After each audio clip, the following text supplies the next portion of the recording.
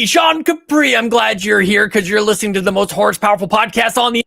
It's the Xbox Drive. I'm on a Skype call with my friend Ryan Turford. He's the man on the moose, and on our journey today, all the drama is over. They got to buy ABK, and all the things are wait, what? Not quite. Okay, we got it. We got to talk about this thing. So jump on into the Xbox Drive. Blah, blah, blah, blah, blah, blah, blah. No power greater than X.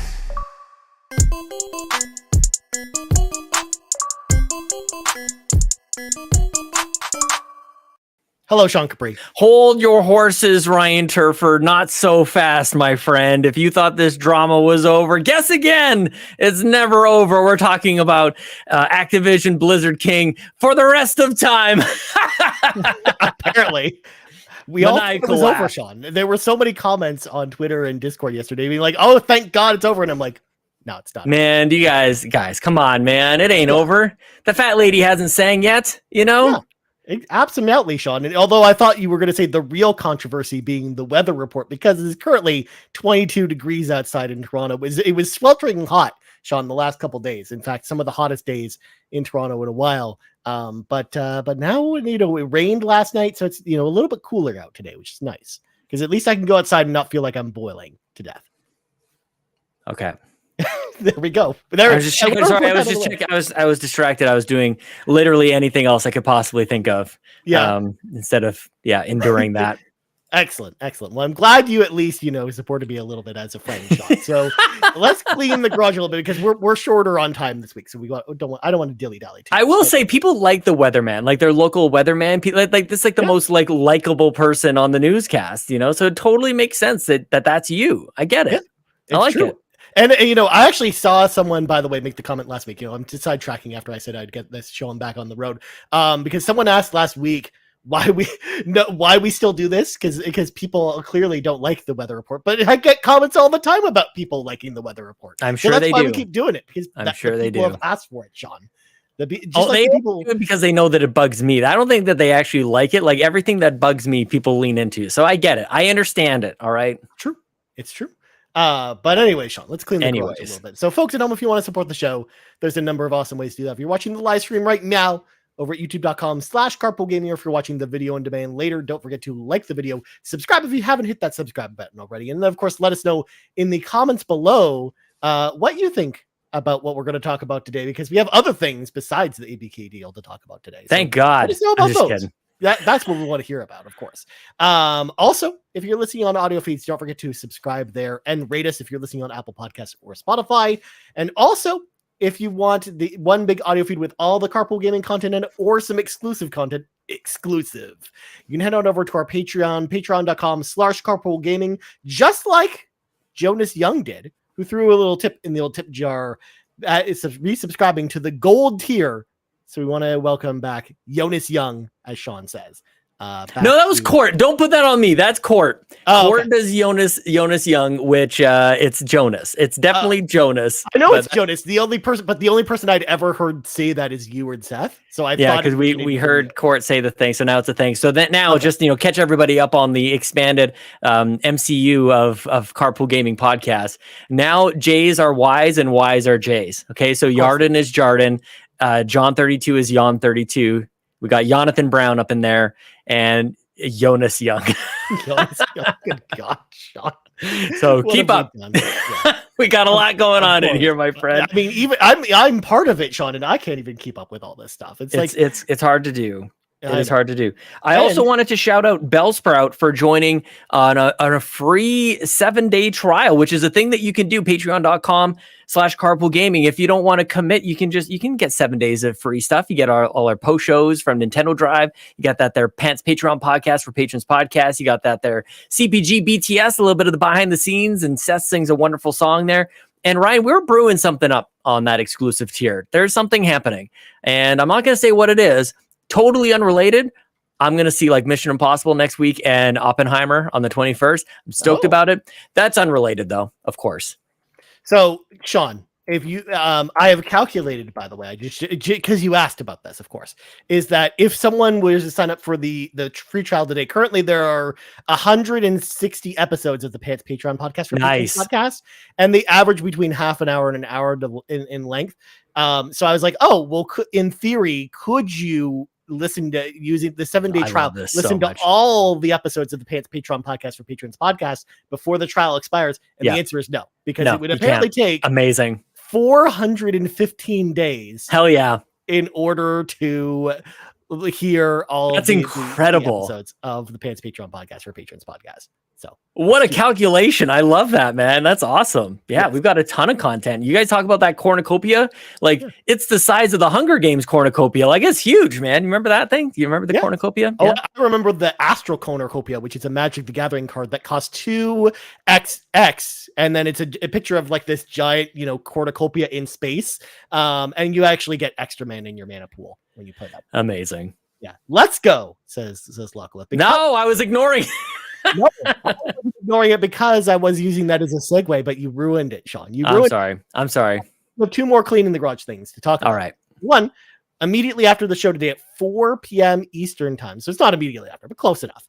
I will be live reacting to the Limited Run Games Showcase over on the Twitch channel, twitch.tv/carpoolgaming live, along with Seth Sturgill, because we're excited to see some of the Limited Run Games announcements. And then, Sean, we'll be playing a little game. I don't know if you've heard of it, called 24 the Game. Dude, yes. This was the winner of my tournament bracket that I had of what game I should play over the summer. And 24 the Game was the winner. So we're actually going to be playing that on the Twitch channel later this afternoon. So make sure to come by after the show if you are interested. And then last but not least, Sean, we got this little thing. I don't know if you've heard of it, called Xbox Drive 300. And, it's happening next week. That's us. This is the second last episode because this is episode 299, Sean. Oh my goodness gracious. 300. The next time we meet, we will be 300 episodes strong. So of course, this is happening Wednesday, July 19th at 6 p.m. Eastern Standard Time, I believe is the time we settled on, which is 4 p.m. Mountain, because that's what Sean told me. So that's what we're doing. Wait, what time did you say? 7 p.m. 6 p.m. Eastern or 4 p.m. 7 p.m. I think it's 7 p.m. 7 p.m. Okay. I was going by what we had written down, Sean, and this is different. Maybe that'll work. Yeah. Stick to Twitter. Stick to Twitter. Twitter's the best place to find that out. That might work still. Yeah. Right. Yeah. Exactly. That might still be up there. Work is a little nuts these days, y'all. It's a 300-minute episode. It's gonna be a long one, so you're gonna make sure to want to bring your popcorn and snacks and settle in and watch us talk for a while. But Sean, we have a limited edition shirt. Yes. That will be going live, I believe, later today, correct? I think it's live right now, actually. Yeah, I might even be able to bring it up here for you to look at. Designed by none other than Seth Sturgill. And it's incredible. We talked about this on CPG BTS. Is it available? Maybe not. I think we've got a link, though, that we can preview. It hasn't been published yet. I think it'll be after the show today. Yeah, so we'll check it out here, Ryan, if that's okay. We're gonna visit this site. We're gonna bring it up. It's an odometer. It's a 300 mile or kilometer. It's actually it's universal. So however you identify distance, just convert based on your location. Exactly. I think this is like we should be very proud of this because I'm so excited by this shirt, limited edition, the Xbox Drive 300T. Designed by none other than Seth Sturgill. Here it is for your eyes. You can look at it on the VOD if you're not here. We'll have this posted in the Discord as well and on Twitter. You're not going to be able to miss this. But now that we have this, I'm going to be ordering mine today, Ryan. Same. This is like, I might even get 2, one that I can wear and one that I can just save. Like, this is a big deal, man. 300 episodes is super special. It's difficult to get shows to this point. So I'm happy about it, man. Well, plus it's going to be a limited time shirt. Like, once it goes away from the store, Sean, there will be no way of getting the shirt again at that point. Just like Mario 35, just like Super Mario 3D All-Stars, it's gone forever, my friend. Now, the shirt, Sean, plays into what I'm about to talk about next because we have giveaways, Sean. Yes. For Xbox Drive 300. And one of the ways you can enter is actually by buying a shirt, as an example. So we have 2 prizes we're giving away. So number 1, Sean, we get some codes from my ID at Xbox every once in a while. We are giving away 300 ID at Xbox games to one lucky winner, which is going to be like, even if you take it, Sean, as $1 per game, that's a $300 plus prize. for 300 games. It's pretty substantial, I would say. Yes. So yes, you will basically receive a spreadsheet from us if you win with codes on it, and you figure out which games you want for yourself from the spreadsheet. You get all of them essentially. So that's one of our prizes. I know it's the elegance, Sean. Of course, it's on display here, but we have a grand prize that we're giving away as well, which we talked about on BTS as well, but we'll talk about it here now and officially announce that we are also giving away a custom built Xbox Drive 300 Xbox Design Labs Elite controller. It comes with all the fancy trimmings. We went kind of all out on this controller. Sean's kind of showing it off on the stream. It comes with not just the controller itself, but the accessories pack and everything else too. You're getting the full Elite experience when you're getting Elite if you win this prize. So, dude, this is amazing. Like, and so for audio listeners, it is that Elite controller, that nice rubber grips. You got the paddles on the back. It's going to come with that. It's going to come with that carrying case, the rechargeable battery built in. It's kind of like a green on green. There's sort of like mostly lime kind of green, but you got some dark green here as well. The metal green bumpers and triggers on the back. Dude, this is a slick looking controller. It has the custom inscription on the bottom of the face, says the Xbox Drive 300. Like, I feel like I need to buy one of these too, man. We looked at this on a normal controller version, and it just didn't look good enough, man. No.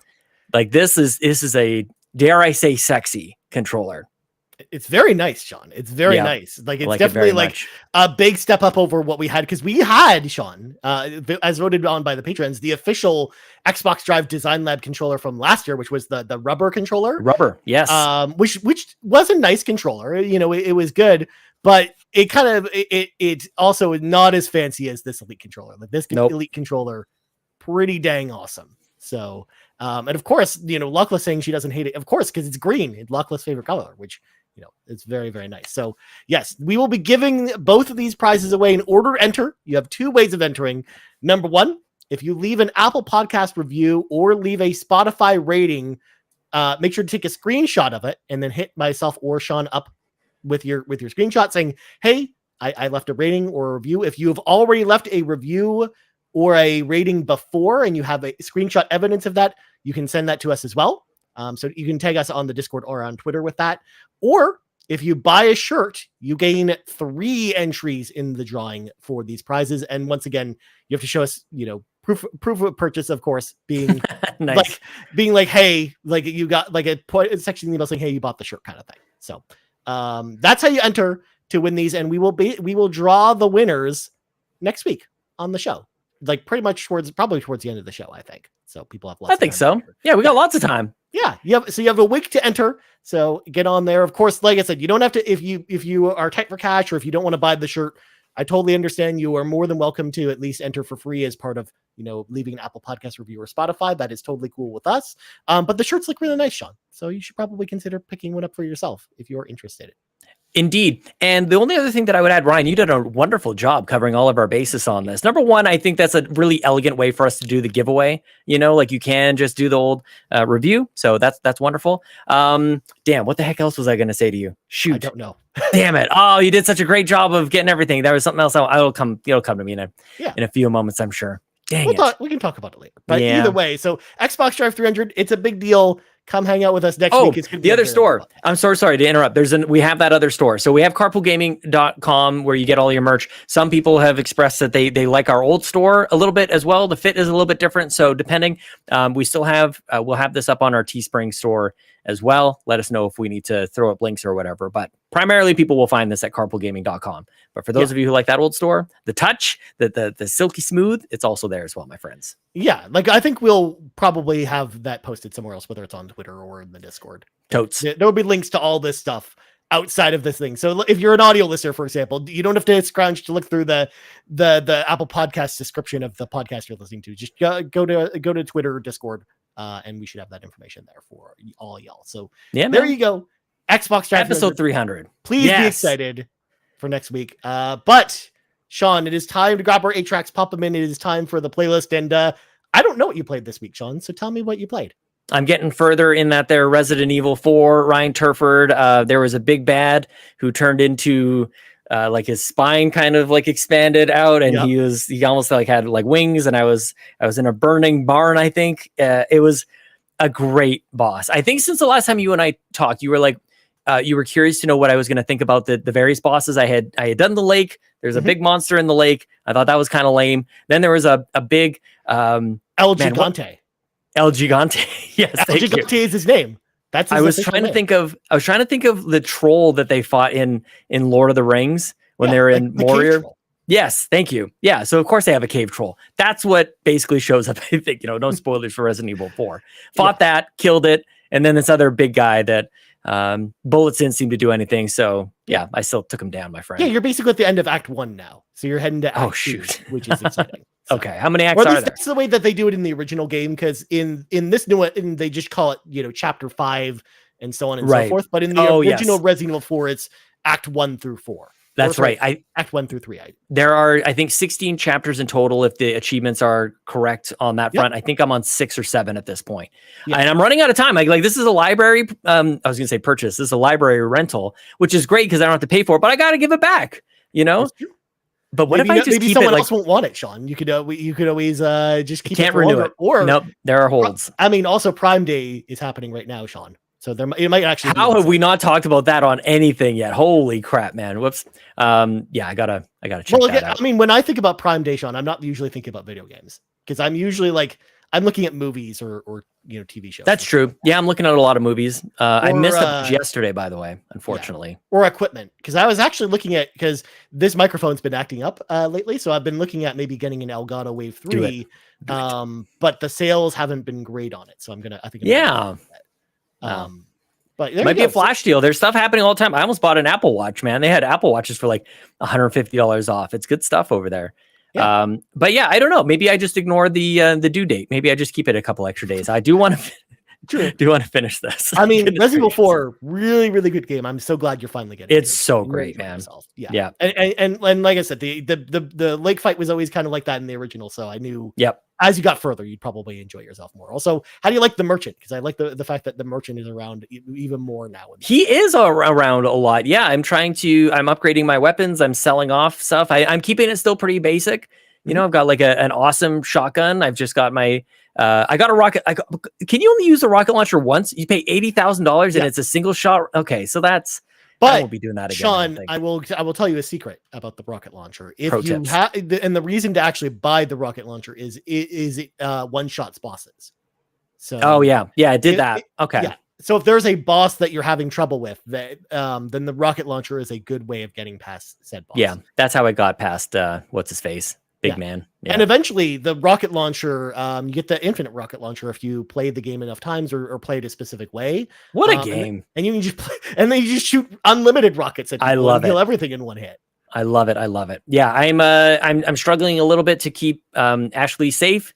The whole like stay close, go hide, that kind of stuff. I'm in that zone right now. But it's so great. I'm so happy. I'm playing it. I feel bad that I've forgotten about Diablo to a certain extent, but that's okay. And it's no 24 the game for PS2, Ryan. Yeah, of course it isn't. Well, I mean, and Diablo, I'll quickly touch on it. I've put it on hold at this point because I'm waiting for the season for Diablo to start, which starts next week. And you have to make a new character as part of the thing in order to take advantage of the battle pass, which we all paid for. So it's just like, well, I may as well just build a new character next week when this goes live, and that's when I'll go back to Diablo. But as for me, Sean, of course, now that I finished Final Fantasy 16, the big game that was taking up all my time, I've once again just fallen back down the rabbit hole playing Final Fantasy 14 all the time again, because of course that's just, everyone knew that was going to happen. But I also finished my NHL 23 BIA Pro season. Nice. 82 games, including 10 preseason games and the entire Stanley Cup playoffs. No simming. So wow. Yes. But at the same time, like I the type of person that when I'm playing BIA Pro, I don't like 20-minute long games or 20-minute long periods. So I do have the games shortened. But plus too, you're also you're on the ice for less time because you are only playing as your one player. But and then you skip to the next shift. Is that what you do? Yeah, you just skip to the next shift. Yeah, that's good. Because I don't want to watch the computer play. I've done it, man. Like it's they not play fun. for sometimes they play for 12 minutes, and I don't want to watch that. So the Montreal Canadiens won the Stanley Cup. Hell yeah! Off the back of Jennifer Darkstone, my female protagonist. Nice. Who was the star of the Montreal Canadiens. Love it. Historic Stanley Cup run, and it was super fun. And of course, we got a question from the Goobla King about it. That's also why I'm telling a long-winded story about this. The Goobla King asks, after completing an entire no sim season with their Be a Pro, I have to ask Ryan if they have any regrets and if it was all worth it. And I think it was totally worth it. I had a great time with NHL 23. I don't get to do this very often because I love, the idea of playing through like a season of Be a Pro. Yeah. And a lot of times I do usually sim through it. But one of the things I enjoy about it is it feels like a hockey RPG in a lot of ways. And I love like growing my character. And I love this time around how like social media plays into things. And like, you've got like followers that you got to manage, and you have to kind of balance how the brands think about you, so you can get endorsement deals versus how management or your teammates feel about you. Like, I really like playing through that mode. It's a lot of fun. And I don't know if I'll do it with next year's game, NHL 24. But maybe when NHL 25 comes around, I do this again. But it was very fun, and it's super rewarding. So I'm glad I went through it. Me too. I'm jealous, man. I used to I was raised on the NHL like that. Those are the games we played all the time. And we would do actually every second year. We wouldn't buy every year. It was the odd years. 97, 99, 2001. That's usually what I do too. Yeah. But now you don't have to. Now it's just Game Pass. Yeah, exactly. I don't even have to choose, Sean. Xbox made the choice for me. Exactly. But then, of course, the last game I'm playing, Sean, and this one, it's going to surprise everybody. I'm playing Beyond Two Souls, starring Willem Dafoe. And this is, of course, on PlayStation 4, but it is also on PC. So it is technically a PC game. This, of course, is an old PS3 game from Quantic Dream that I actually enjoyed, because this was like a hit or miss game where either people hated this game or liked this game a lot. Yeah. And I was in the camp where I actually liked it a lot. And I hadn't played it since the PS3. So playing it now in 2023, I'm actually having a pretty good time going back in this game. The nice thing about the re-release that they did for this is that you can play it in chronological order, because one of the things that people didn't like about the original game is like it jumps all over the place in the timeline of the main character's life for literally no reason. So in this re-release, you can play it in chronological order, and I think the game just makes so much more sense. The dialogue's great, the characters are great, and I'm just really enjoying the story of Beyond Two Souls. It's a short game, so I'll probably have it finished by the time next week's podcast is out, but I've also been really enjoying going back to that game, because I think it's a lot better than I even remember it being, and I think it still holds up pretty well. So. Some of my favorite things to do is like play a game that was kind of under the microscope in a bad way, like play that way afterwards. Like BioShock 2, I think, is a great example of that. Like play it like when that game came out, people were like, "Oh, it's not BioShock 1," and people had some trouble with it, and they were critical of it. You play it now, man, that game's pretty good. Yeah, for sure. Yeah, I like it. I like it. All right, Sean, let's slam the brakes on this conversation. It's time for some breaking news. And of course, there's only one real news story this week. I mean, it's one of those things, Sean, where I looked around and I was like, all right, what other news can we fill in so we don't have to talk too much about Activision Blizzard? And there's nothing out there. But that's not the reason we're talking about this, because we for new listeners of the show, Sean and I made a rule a long time ago where we would only talk about the Activision Blizzard case whenever there was news of substance for us to talk about, or if it could not be ignored. And this week, something happened, Sean, that we could not ignore. We had to at least talk about it here. Plus, also, just to set the stage for listeners at home, Sean and I actually made the decision together that next week with Xbox Drive 300, we will not be talking about Activision Blizzard. So that's the main reason why we'll be actually diving a little bit deeper into this conversation today rather than next week. Because in theory, by next show, it sounds like we will probably have the announcement, the welcome to the family banner will be there. Oh, I don't expect that at all, to be honest with you. That's kind of what I was thinking. Well, we're not going to talk about it next week. The closing date for the deal is the 18th. So it had, I would assume they will do whatever they can to rush it before that date at this point.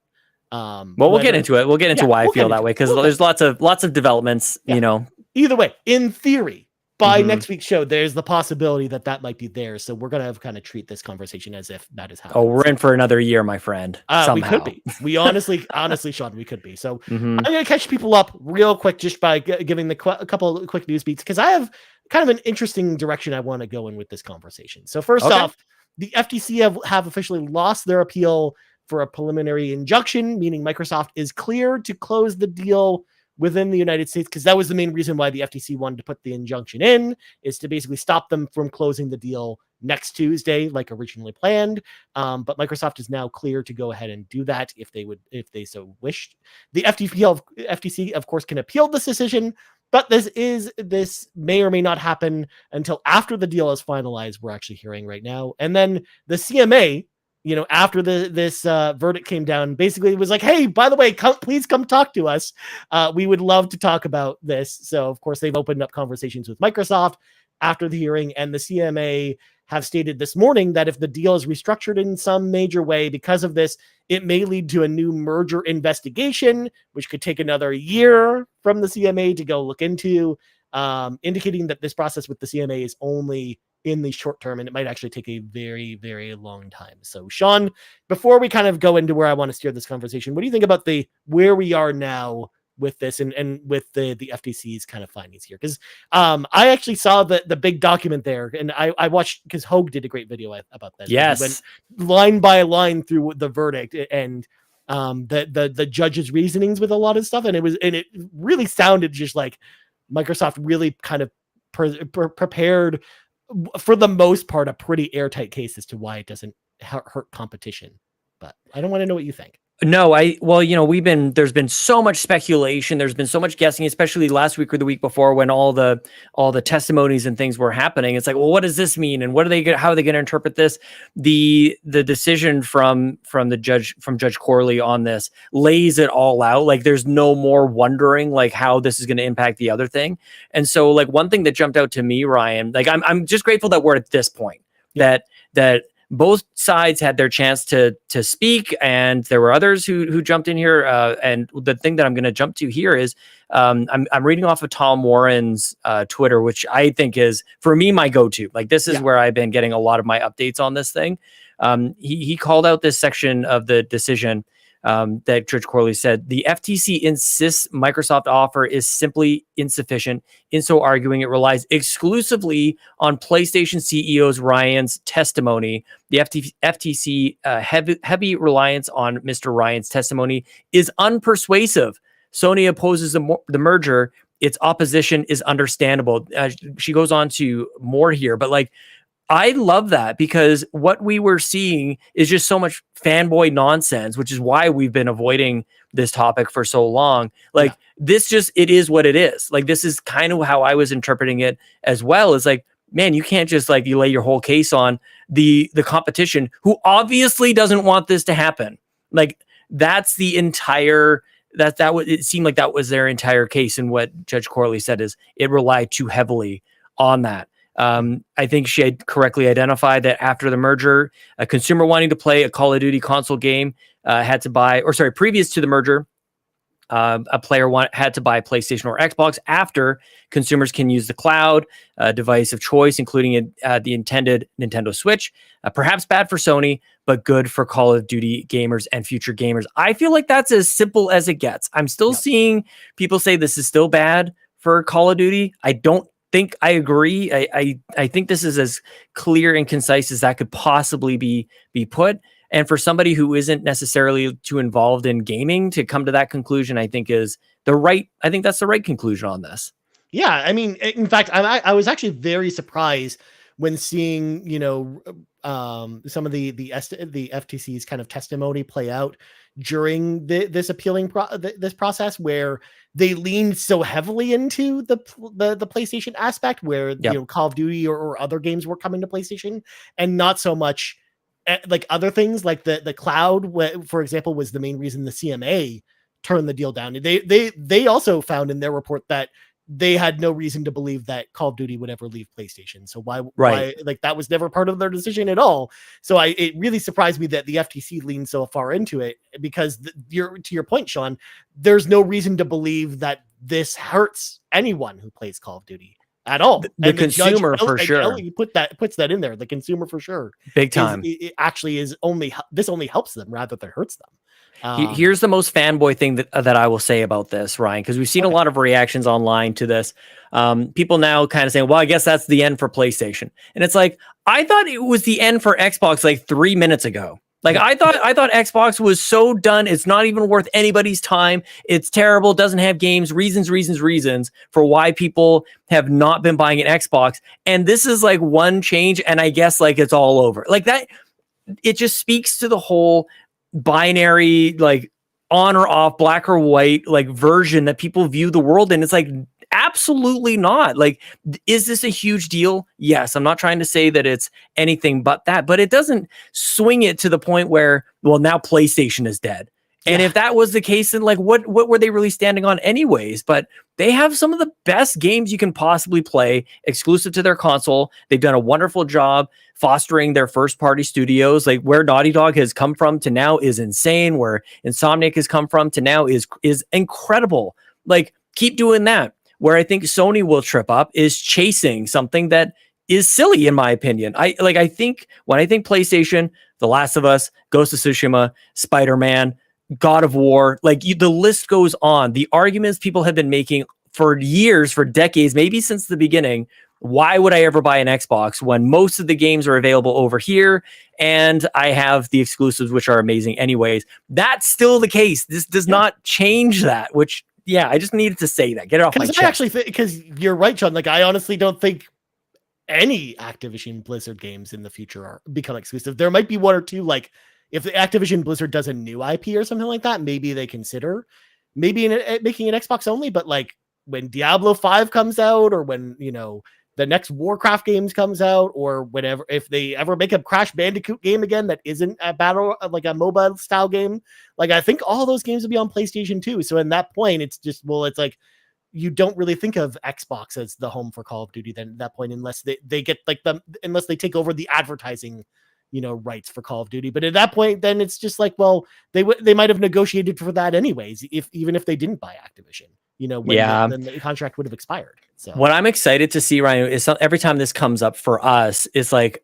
I think this is still bigger than Call of Duty. I think that like even us like focusing on is like, I think we're even missing the point somewhat here. Like I'm excited to see what exactly is that.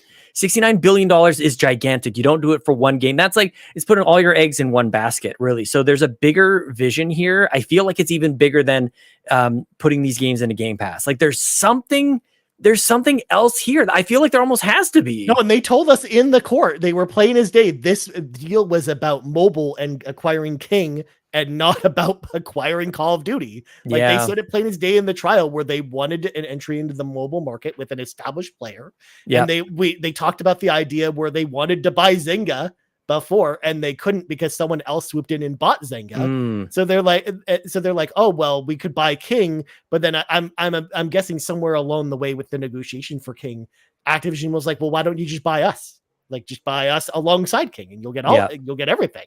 Yeah, crazy, man. Probably looked at that and we're like, oh, perfect. Well, like that sounds like a great deal. So I think that's where it came from, where I actually felt like when you hear Phil Spencer say that in the trial itself, where this is more of like a play for King and getting some of their King to develop maybe some of their own franchises on mobile, or to leverage some of that to really enter the mobile market where Xbox just doesn't have a foothold right now. Like we're seeing Sony really trying to push into mobile now as well, using their own strategies. But this is Microsoft. And of course, we all disappeared. I'm so confused right now. So that was Microsoft's way of getting into mobile, is what I was trying to get to. But. No, keep going. You're good. We're back. Yeah. I think that is like the thing we're kind of missing, which again, Call of Duty is so big that in a way it kind of overshadows that conversation a little bit. But when you really think about Microsoft's needs, when you consider what type of content they're really looking for, it sounds like mobile games is really what they're really looking for, because then they can really kind of make that their own on console. Especially like hearing, Sean, how many hours are being played in Call of Duty mobile every single day. Like I couldn't believe that number. It was ridiculous. It's like 5 times the player base of normal Call of Duty is Call of Duty mobile. Insane, man. Now, Ryan, I've seen some commentary on the list of developers and publishers that were that Microsoft was eyeing, and I'm curious what your thoughts are on this. Number one, I've heard some comment that there's no strategy. It was just anybody who was up for availability, like you're going to buy anybody. And I feel like I almost want to address it. I feel like it's such a closed-minded comment that if your strategy is acquisition and improving and increasing the amount of content on your service, you would look at everyone and you would have an evaluation and assessment of all of the things. You would audit that sort of thing. And it's like, I just feel like that's obvious to me. I don't know agrees with that position that has been going on here, but I just think like that's business. You assess the landscape, and that's just the way that it goes. No, 100%. I agree with you, because I feel like it's when you compare it to hockey as an example, when you're a general manager and you're trying to figure out who to draft in the NHL draft, like you have a scout out there making the scouting reports and giving like each player a letter grade. Like, just because they have a list of 100 companies they were thinking about acquiring, it doesn't mean that they're thinking, oh, we'll just go willy-nilly and just randomly pick from this list. I'm sure there was an order of operations and being like, all right, who's our primary target, and then so on and so on and so forth. And we kind of go down this list of who we look at from there. So yeah, I think that there was definitely a strategy there. I mean, that's part of the strategy. That's how you activate the strategy. In fact, Sean, I would actually argue that if there was no strategy at all, then they wouldn't have a list. They would just go buy whoever. Totally. That would just be the thing. They'd go knock on whoever became available. Mm-hmm. Yeah. Any free agent, they would just go knock on their door and be like, hello, we are Microsoft. We have money. Would you like to be part of us? Now follow-up question to this, Ryan. Now, some people are concerned that if a $69 billion acquisition is possible, everything is possible. Do you think that that's really what happens here? Like, do they go from Activision, they go down the list on who's next? Do you think we'll see some of that after what we're starting to see? Maybe this is going to actually happen. I think it might, only because but I don't think it's because of this deal. I feel like in a way, this deal just highlights where the industry's kind of been going the last couple of years anyways, as far as moving towards consolidation and acquisitions. People don't like it. I understand why people don't like, the industry consolidating and everything kind of, going under the same umbrellas like it is in the movie industry, where almost everything is owned by Warner and Disney at this point. Yeah. But it's one of those things where it sounds like this is gonna be a thing that happens eventually, because Microsoft, I think, isn't even as worried about Sony as they're more worried about Amazon or Apple or Google or a lot of these other larger companies coming in. I think that's fair.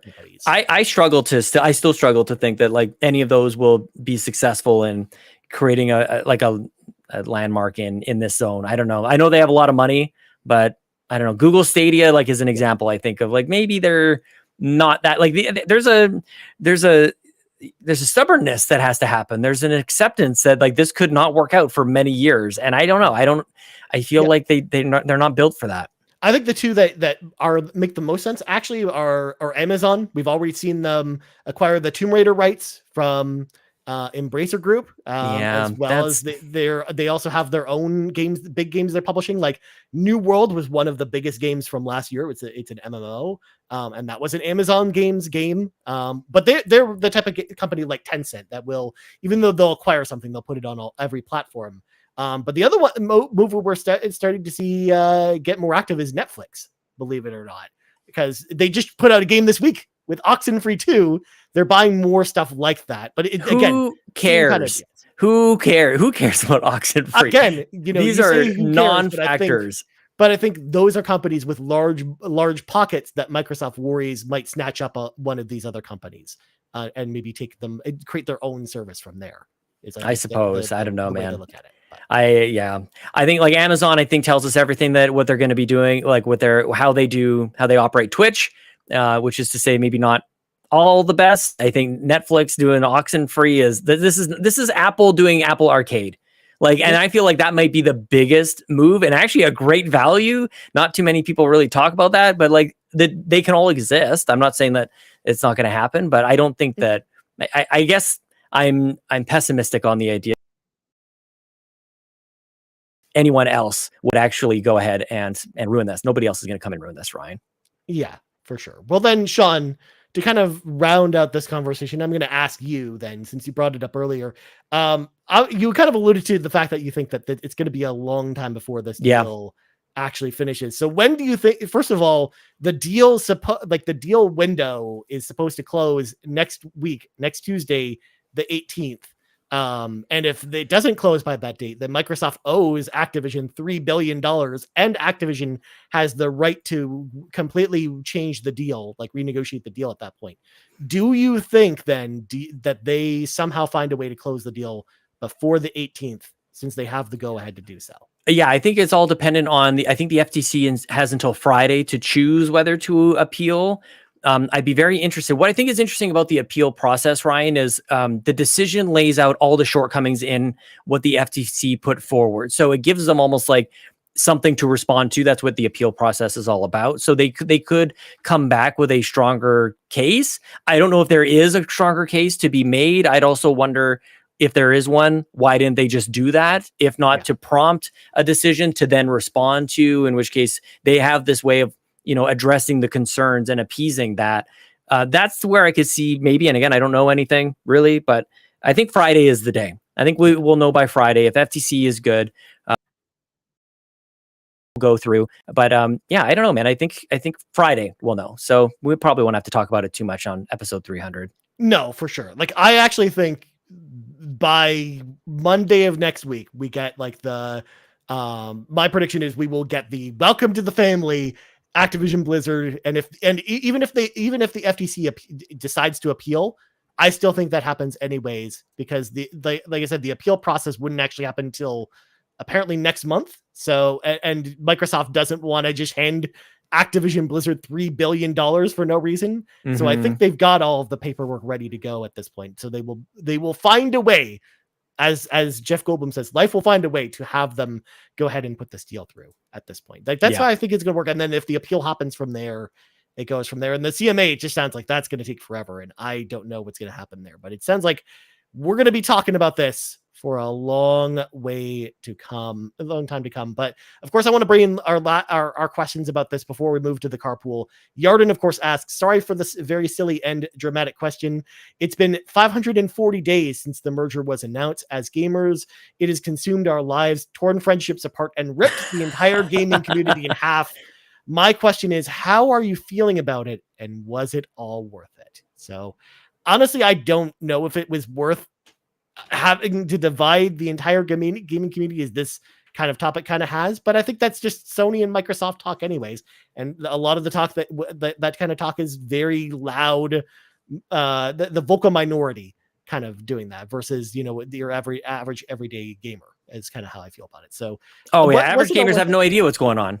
Right. So I feel like this was worth it to Microsoft. I don't know if it's worth, tearing the entire gaming community in half, but I think that happens anyways on a daily basis if you check Twitter, because if it's not this, it's something else when it comes to PlayStation. Well, that's just it. Like, judging it by like, are people complaining about stuff is not the measure, because people are going to complain about anything. Like, if this doesn't occur, there's something else to whine and complain about, which definitely gets on my nerves. Ryan, one thing that I would love to do, and I don't know if this is like an exercise with the PlayStation Drive that we would do, is you mentioned Quantic Dream before. One of my favorite things about Detroit Become Human is the butterfly effect that shows up. And I would love to do that. And Bobby and I did it on A Free Run Nintendo. Like, what would happen if Nintendo, what happened if Nintendo got along with Sony? Like, it changes the future. And so I think that it would be worthwhile to go through what would happen if the Bethesda thing didn't happen, if the Activision thing didn't happen, because what this case has brought forward is, Sony was trying to lock down a lot of exclusives. So maybe that would be bad. Like, I don't think anybody's having that conversation. Maybe that would be awful if Deadpool, what the hell is it called? Deathloop, Ghosts of Tokyo, Ghostwire Tokyo, and Ghostwire Tokyo. What if those were all exclusives? Well, we also learned from the court case that Activision was ready to walk away from Xbox. Totally. Let's talk about that. Like, everybody's worried about caught on Game Pass. Really? What if Call of Duty, like, that would be the end of Xbox. So then you just got PlayStation, and then they could make consoles that are as big as your damn house. They already are damn near like nobody cares about how big the PlayStation is. I mean, right? at that point, they wouldn't actually give you the motivation to make a PlayStation Vita 2, whereas there's the unconscionable. There. Oh my goodness gracious! But then I Can't See comes in with the last minute question saying, remember that Xbox Bethesda handshake stream on March 2021 when they told us their plans? BlizzCon is in November. Do we think we'll see something similar there? Honestly, I think you see that whenever this deal is finalized, like that same week, they will have a video like that where it'll be like, here they'll have, some of the heads of Activision Blizzard with Phil Spencer on a live stream talking about what this all means, kind of thing. Like when they have that big announcement post that comes up on Xbox Wire saying what this is a thing, they also announced their like later this week join us for a live stream to talk more about it, and not waiting. Yeah, I don't know. My default is thinking this is going to take a long time, no matter what, and whether a decision is made, the deal is done, even how you see it show up. Like I saw something on Tom Warren's feed too. Like don't expect COD on Game Pass until 2025. So like who knows? Well, that's in writing from the court documents. Yeah, we knew that for sure. So that's I kind of calibrate my expectations to that. Like nothing's going to be the next day, so it's not a big deal. That's why I feel like they're going to time whatever this handshake like live stream will be tied with whenever they post that news, whether that's 10 months from now or next week. Whenever they post that, that's kind of when they'll have that, I think. But yeah, there's no reason for them to post, like if it happened in August, there's no reason for them to wait till November to do that kind of thing. They'll just do it as quickly as possible. But let's let some of our friends in the car with us, Sean, for some quick questions. We got Nagachaka who asks, you know exactly what's on our minds when it comes to Xbox news this week. So I have to ask, have you played Dead Cells through Game Pass? And will you be joining us for the Backtrackers to talk about this game? I have played Dead Cells before. I am not currently playing Dead Cells, and I'm not going to be part of the Backtrackers, unfortunately. Y'all do the Backtrackers way too early in the morning on a Saturday. 11 o'clock on a Saturday. That's Eastern time. 11 a.m. I just want to put it out there. Apply the pressure, everybody. It's 11 a.m. on a Saturday is way too early for me. Usually I'm like, Saturday is usually my day to sleep in, Sean, which usually means sleeping till like 2 in the afternoon. But like once a month, you could do a little. Anyway, I'm playing Dead Cells. I bought all the DLC on Nintendo Switch as part of a pretty frivolous use of funds. I bought a bunch of games. Dead Cells was one of them. And now I'm prepared. I will be joining the Backtrackers. We had a great time talking about BioShock last Saturday. A great discussion from people who liked it. People who loved it, like me. I got to just wax poetic about this game, man. We got to come up with like different endings. It was so fun. It wasn't recorded. It's not for podcast or content or anything. It's just sweet hangs with friends, talking about games that we had a good time playing together. It's kind of like what we get to do every week, Ryan. This is what the Backtrackers get to do, but like, not everybody has a podcast. So super fun. Definitely playing Dead Cells. Shout out to Nagachaka for that, man. Yeah, shout out to Nagachaka. All right, next up, Stingray X, who says, let's say the Series X and S get a big redesign of the Xbox one day. What do you think the redesign would look like? Because we've been hearing about, these slim PS5, Sean. So the people are wondering what a redesigned Series X and S would look like. I mean, Series S, I don't know if you really need to change that design at all. Like, unless you find some way to make it smaller, I guess. But dude, it's getting to like, theoretical, the smallest it could be. Like at a certain point, you need the box to be large enough to have the ports on the back at the very least, like Raspberry Pi kind of thing here. So yeah, I don't think that anybody's asking for that thing to be any smaller. Series X could be smaller. You know what comes to mind when I think about this question, Ryan, is you remember before we knew that the Series S was a thing, you remember like what image was used to like convey that? Do you know what I'm talking about? Just like the white cube. It was like half of the Series X. That's what I want. That's what I want. I just want like just shorter. Just make it the size of your internet router. And then that's how big it needs to be. Because the Xbox Series X already looks like your internet router, but twice the size of it. You just shrink it down. Make it the same size as your. The other thing I'll say though, Ryan, like the One X is still one of my favorite console designs ever. Yeah. So getting to that would be kind of interesting as well. Or like, what if it was close? I guess that's kind of like a Series S as well. They look like a Xbox One. Or just go all out and just make it like just look like the original Xbox and make it huge and have a giant X on it. That's the size of a PlayStation 5 Slim. It's going to be the original Xbox or the original Fat Boy PS3. Okay, that's as good as you can hope for in PlayStation. I mean, land. Sean, on my shelf right next to each other, I have my PS5 and my original Xbox. And my original Xbox is a little bit smaller in length, but man, it's way thicker than the PS5. It's a thick boy. It's a thick boy. Yeah. I don't believe it. All right, Sean, last question of the week comes to us from Muvin Mon, aka Kevin Ainsworth, who asked the question: I'm closing in on the 100% achievements for Crash Team Rumble, and I'm curious, what is the last game that y'all get all the achievements in? So I made a note of mine because I went and looked, and it was Sonic Origins. I actually have the Platinum Trophy and the 1,000 gamer score in Sonic Origins because I'm a crazy person. So that was the last game that I did. I mean, I'm pretty sure I'm going to go for the platinum run on Final Fantasy 16, but that just hasn't happened yet. But honestly, like, we've talked about this on the show because we've gotten questions about how we handle achievements, and I'm the type of person that doesn't go for the 1,000 gamer score unless like I'm really enjoying a game and I really feel like I want to do that. But what about you, Sean? I think I don't really do it too much. I almost got Dead Space, the remake, pretty recently. Rocket League comes to mind. Might be one of the last ones that I've gotten 100% on, my friend. But yeah, I don't do it too. I have a question back to Kevin. What are you doing with your life? Doing 1,000 gamer score on Crash, Rumble, Racing, well, I mean, Kevin likes Crash a whole lot. Who cares? Good Lord. All right, we got to get out of here, Sean. But before we go, Sean, plugs go. You can find me on Twitter at Sean Capri, Sean like Connor, Capri like the pants. My friend code on Xbox Live is Sean Capri. So you can find me there in the Discord as well. Please let us know how you feel about the hot takes. You can leave your comments here below on the YouTube channel. Go get your free trial, patreon.com/carpoolgaming. Go get your shirt for episode 300. Ryan, we have so much to talk about next week. Good thing if people are like, oh, don't end the show right now, don't worry about it. You got 300 minutes of content coming at you next week here at youtube.com/carpoolgaming and on, well, I'll let you do the rest. Right. Absolutely, that's it for me. Because as for me, you can find me on the old Twitters at Ryan Turford. You also find us on Twitter at Carpool Gaming, right here, youtube.com/Carpool Gaming. Don't forget to come back 4 p.m. Eastern Daylight Time. We will be doing watching the limited run showcase over on twitch.tv/Carpool Gaming Live. And of course, we're on podcast services around the globe. And of course, Xbox Drive 300 next week. Please be excited. So for Sean Capri, I'm Ryan Turford. This has been episode 299 of the Xbox Drive. And next week, episode 300. And we out. Bow. There's excellent ways for you to win that amazing controller. It's going to be a big giveaway. You can do your review on iTunes and Spotify and send it in to us. And then you can also buy a t-shirt. You get a shirt and an entry, and it's all good stuff. I'll see you next week. Bye. No power greater than X.